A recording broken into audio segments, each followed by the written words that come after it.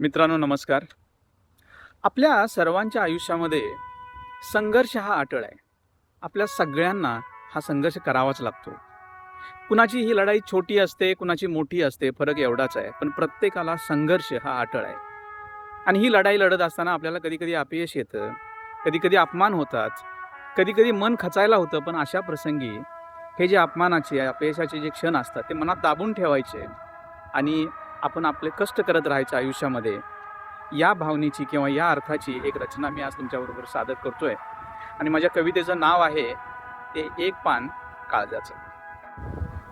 प्रत्येकाच्या मनात असतं खूप काही साचलेलं, प्रत्येकाच्या मनात असतं खूप काही साचलेलं.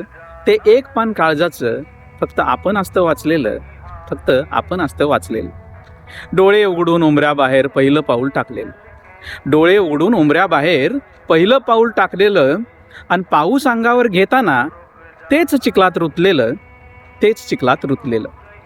चमचम डोळे येवलेसे आभाळ स्वप्न असतं लपलेलं, चमचम डोळे येवलेसे आभाळ स्वप्न असतं लपलेलं.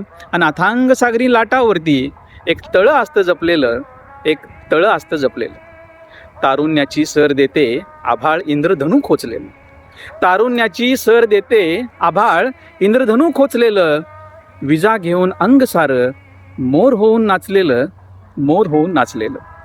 काळ्या निळ्या मैत्र ढगांचे जीवावरही बेतलेलं, काळ्या निळ्या मैत्र ढगांचे जीवावरही बेतलेलं. अरे घाम फुटेल अंकान नाही, मोजून कष्ट सारे वेचलेलं, मोजून कष्ट सारे वेचलेलं.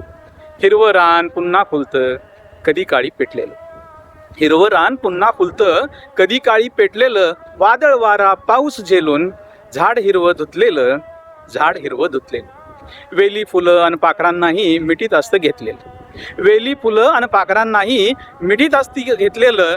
विसरून ओझे रंगबिरंगी झूल होऊन नटलेलं, झूल होऊन नटलेलं. कधी एक कडवं विद्रोही आपणही असतं रचलेलं, कधी एक कडवं विद्रोही आपणही असतं रचलेलं. रेशन कार्डवरच्या नात्यांनाही नसतं इतकंसं ते पचलेलं, नसतं इतकंसं ते पचलेलं. गंध फुलांच्या चिखल काट्यात पाऊल असतं रुतलेलं, गंध फुलांच्या चिखल काट्यात पाऊल असतं रुतलेलं. पैल तीराची ज्योत नैनी अन मन नसतं खचलेलं, अन मन नसतं खचलेलं.